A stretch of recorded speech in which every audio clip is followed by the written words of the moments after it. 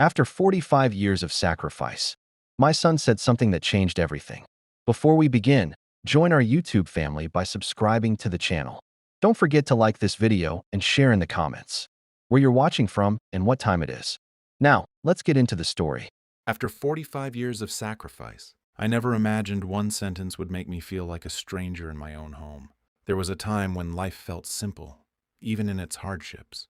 I woke up early, long before the sun, and stepped out into a world that demanded strength every single day. Work was not a choice, it was a responsibility, and I carried it willingly because I had something greater than myself to live for, my family. In those early years, we didn't have much. Every rupee was counted. Every expense was planned. I remember standing in small shops, calculating in my mind what I could afford and what I had to leave behind. Most of the time, I chose to leave things behind, but I never let my child feel that lack. If there was one plate of food, it went to them. If there was one opportunity, I made sure they had it.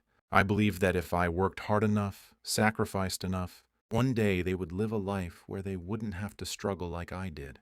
And that belief kept me going. Days turned into years. Years turned into decades. I didn't notice how quickly time was passing because I was always focused on the next responsibility. School fees, household expenses, medical bills. There was always something that needed attention. I never complained. Even when my body felt tired, even when my mind felt heavy, I kept moving forward. Because love, in my understanding, was not about words. It was about action. It was about giving without expecting anything in return. At least, that's what I told myself. I still remember the day everything started to change. It wasn't sudden. It never is. Changes come quietly, almost politely, until one day you realize nothing feels the same anymore. My child had grown up. Successful, independent, confident. Everything I had worked for had finally become real, and I felt proud. There is a special kind of satisfaction that comes from seeing your sacrifices turn into someone else's success. It fills your heart in a way nothing else can. But with that success came distance. Not physical distance at first, but emotional. Conversations became shorter. Time together became less frequent. There were always reasons: work, responsibilities, life. I understood, or at least I told myself I did. When I moved in with them again, I thought it would feel like a return to something familiar. A home filled with warmth, shared meals, small conversations. But it felt different. The house was bigger, more comfortable, more modern. But something was missing. The warmth I remembered wasn't there. I tried to adjust. I kept myself busy with small tasks. I didn't want to be a burden. I stayed out of the way, spoke only when needed, and learned to sit quietly for long periods of time. But silence can be heavy, especially when it replaces something that once meant everything. I began to notice small things: meals without conversation, days without anyone asking how I was, evenings where I sat alone while life moved around me without including me. It wasn't cruelty, it was something else: indifference. And somehow, that hurt more. Still, I said nothing. Because when you have spent your whole life giving, you don't suddenly learn how to ask for attention or affection. You just accept until the day comes when acceptance is no longer possible. That day came quietly, like any other day. I was sitting in the living room, watching something I wasn't really paying attention to. My thoughts were somewhere in the past, as they often are at this stage of life. Then my son walked in. There was something different in his expression. Serious, focused. He sat down across from me, and for a moment neither of us spoke. Then he said something.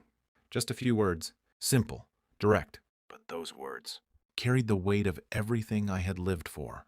I think it would be better if you moved out. For a second, I thought I hadn't heard correctly. I looked at him, waiting for him to explain, to soften the statement, to say something that would make it feel less final. But he didn't. It's just better this way, he added. Better. The word echoed in my mind. Better for who? I didn't ask. Because in that moment, I understood something very clearly. This wasn't a sudden thought. This was something that had been building silently over time. And now it had finally been spoken. I felt no anger, no immediate tears, just stillness. 45 years of sacrifice. And this was where I stood. Not as a parent, not as someone who had given everything, but as someone being asked to leave. I nodded slowly, not because I agreed, but because I had nothing left to say. Some truths don't need arguments. They only need acceptance. That night I sat alone in my room. I looked around at the few things that were truly mine. Old photographs, worn-out belongings, memories captured in silence. And for the first time, I didn't think about what I had given. I thought about what I still had, because there was something I had done years ago. Quietly, carefully, a decision that had seemed small at the time, almost unnecessary, but now it felt important, very important. I stood up slowly and walked toward the cupboard. My hands didn't shake, my heart didn't race. For the first time in a long time, I felt calm, not because things were okay, but because I was beginning to see them clearly. As I opened the cupboard and reached for something hidden deep inside, one thought settled quietly in my mind. What if the life they think I depend on was never truly the only life I had? What if the life they think I depend on was never truly the only life I had? That question stayed with me through the night. I didn't sleep much, not because I was restless, but because my mind was finally awake in a way it hadn't been for years. When you spend decades focused on others, you slowly stop listening to yourself. But that night, for the first time in a long time, I listened. Not to the past, not to the pain, but to the quiet voice inside me that had always been there, waiting. Morning came gently. The same sunlight entered the room. The same walls surrounded me. But something felt different. Not outside, but within. I wasn't the same person who had heard those words the evening before. There was no panic, no confusion, just clarity. I stood up slowly and began to gather my things. There wasn't much. A few clothes, some papers, and a handful of old photographs. Each item carried a memory, but I no longer felt attached in the same way. Because I understood something now. A home is not made of walls, and respect is not something you beg for. No one came into the room to stop me. No one asked, "Where are you going?" That silence confirmed everything. I packed quietly, folded each piece of clothing with care, picked up each photograph and looked at it for a moment before placing it inside my bag. Not with sadness, but with acceptance. This chapter of my life was closing, and strangely, I felt ready. Before leaving, I took one last look around the room. I didn't feel anger.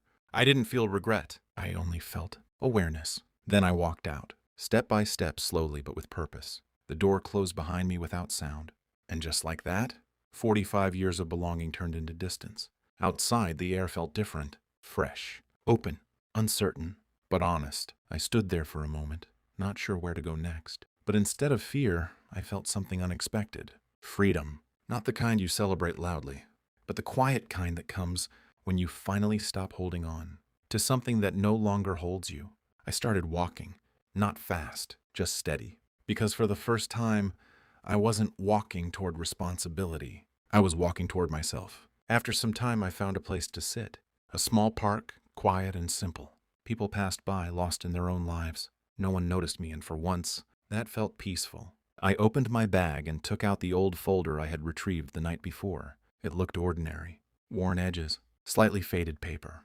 But inside it was something I hadn't thought about in years. A piece of land. I remembered the day I bought it. It was during a difficult time. Work was unstable, money was tight, and I was constantly worried about the future. Someone had suggested investing in a small piece of land. Nothing expensive, nothing impressive. At the time, it felt like a risk, almost unnecessary. But something inside me had said, do it. So I did, quietly, without telling anyone. Not because I wanted to hide it, but because it didn't feel important enough to mention. Life moved on. Responsibilities took over. And that decision was forgotten. Until now. As I held those papers in my hand, I felt a strange mix of curiosity and disbelief. Could something so small really matter now? I decided to find out. It wasn't easy. I had to make calls, ask questions, reconnect with people I hadn't spoken to in years. Some conversations were awkward.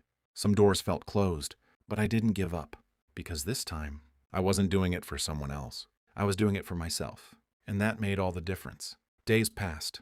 Slowly, information began to come together. The area where that land was located had changed, developed, grown. What was once ignored had become valuable, very valuable. I sat quietly as I listened to the details. At first, I thought there must be some mistake. The numbers didn't seem real. They felt distant, almost unreal. But they weren't. The land I had bought years ago was now worth $2.8 million. I didn't react immediately. No excitement, no shock, just silence. Because in that moment, it wasn't about the money. It was about what it represented. All those years, I believed I had nothing of my own, that everything I had was tied to others. But I was wrong. I had something that belonged to me, something that no one could take away, and more importantly, something that gave me a choice. I leaned back and closed my eyes. For a long time, I had lived without asking myself what I wanted. Now, I finally could, not because of the money, but because of the independence it brought. I didn't need to go back. I didn't need to explain. I didn't need to prove anything. The situation that once felt like rejection now felt like a turning point, a moment that forced me to see what I had ignored for years: my own worth, my own strength, my own life. I handled everything carefully. No rush, no noise, just steady steps. Legal processes, documents, meetings, each step brought clarity, not stress. Because this time, I wasn't being pushed. I was choosing, and that made all the difference. As days turned into weeks, something inside me began to grow. Confidence, not loud, not visible, but strong. The kind of confidence that doesn't come from money, but from understanding who you are. I found a small place to stay. Simple, quiet, mine, no expectations, no pressure, just peace. And for the first time in years, I felt at ease, not because life had become perfect, but because it had become honest. I sat by the window one evening, watching the sunlight fade slowly into darkness, and I thought about everything that had happened. The sacrifices, the silence, the words that changed everything. If that moment hadn't happened, if those words hadn't been spoken, would I have ever found this part of myself again? I don't think so. Sometimes what feels like loss is actually a beginning. And as I sat there calm and steady, one thought stayed with me. What will happen when they finally realize the person they let go was never as powerless as they believed? What will happen when they finally realize the person they let go was never as powerless as they believed? That question stayed with me, but it no longer carried pain. It carried understanding. By the time everything was finalized, I was no longer the same person who had walked out of that house with a small bag and a heavy heart. Something inside me had changed, quietly, deeply, permanently. Not anger, not revenge, just strength, the kind that doesn't need to prove anything to anyone. I had completed all the formalities. The land was sold, the amount was transferred, and for the first time in my life, I was holding something that represented not sacrifice, but security. 2.8 million. Even now, saying it in my mind felt strange. Not because of its size, but because of what it symbolized. It wasn't just money, it was independence. It was dignity, it was choice. I didn't rush into anything. I didn't make big plans or sudden decisions. When you have spent your whole life living carefully, you don't suddenly change your nature. Instead, you move slowly, thoughtfully. I found a small, peaceful home. Nothing too large, nothing too grand, just enough. A place where the mornings were quiet, the afternoons were calm, and the evenings carried a sense of rest instead of loneliness. I bought simple furniture, a comfortable chair near the window, a small table, a few things that made the space feel warm, not crowded. For the first time in years, I wasn't trying to fit into someone else's life. I was building my own. Days passed, and with each day, I noticed something I hadn't felt in a long time. Peace, not the kind that comes from silence forced upon you, but the kind that comes from within. I began to take care of myself again. Slow walks in the morning, warm tea in the evening, time to think. Not about responsibilities, but about life itself. I looked back at my journey, not with regret, but with acceptance. I had given a lot, yes, but I had also learned a lot. And that learning was more valuable than anything else. Eventually, news reached them. I didn't tell them. I didn't need to. Information has a way of traveling, especially when it carries something unexpected. They found out about the land, about its value, about everything. At first, there was silence. Then came the messages, calls, attempts to reconnect. I looked at the phone when it rang, not with anger, not with excitement, just with clarity, because now I understood something very clearly. Some relationships are built on love, and some are built on convenience. I didn't rush to respond, not out of revenge, but because I no longer felt the urgency. Time, for the first time in my life, felt like it belonged to me. When I finally did respond, it was simple, calm, respectful, but distant. Because respect, once broken, does not return easily, and trust, once lost, does not rebuild itself with words alone. They wanted to explain, to justify, to reconnect, but I didn't need explanations anymore. I had already understood everything I needed to know on that one evening when I was asked to leave. And strangely, I wasn't angry at them. I wasn't carrying bitterness, because holding on to that would only take away the peace I had finally found. Instead, I chose something different. I chose distance, not as punishment, but as protection. Because sometimes the best way to move forward is to stop going back. Life became simple again. But this time, simplicity felt different. It wasn't about lack, it was about clarity. I began to notice small things again: the sound of birds in the morning, the way sunlight entered the room, the quiet comfort of sitting with your own thoughts without feeling alone. I started to understand something I had missed for years. Happiness is not always in having people around you. Sometimes it is in having peace within you. I also made a decision, not about the money, but about its purpose, because wealth without meaning is just numbers. I set aside a portion to help others, people who were struggling, people who, like me once, were giving everything without knowing what they would receive in return, not for recognition, not for praise, but because I understood what it meant to feel unseen. And if I could make even a small difference in someone's life, then that would be worth more than anything. The rest I kept simple. Enough for comfort, enough for security, nothing more. Because after everything I had lived through, I realized something important. You don't need a lot to live well. You just need enough and the right state of mind. Sometimes I sit by the window in the evening and think about that day. The day my son said those words. The day everything changed. If that moment hadn't happened, if I had stayed silent, if I had continued living in that quiet discomfort, would I have ever discovered this part of myself? Would I have ever found this peace? I don't think so. And that is the strange truth about life. Sometimes the moments that feel like endings are actually beginnings, not loud ones, not dramatic ones, but quiet beginnings that slowly reshape who you are. I no longer see myself as someone who was left behind. I see myself as someone who walked forward, with dignity, with awareness, with strength. And if there is one thing I have learned after all these years, it is this: give with love, but never lose yourself in the process. Trust, but stay aware. And no matter how late it feels, it is never too late to choose your own peace.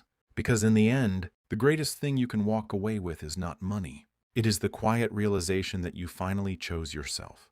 But sometimes I still wonder, if that one sentence had never been spoken, would I have ever had the courage to walk away and truly begin living my own life?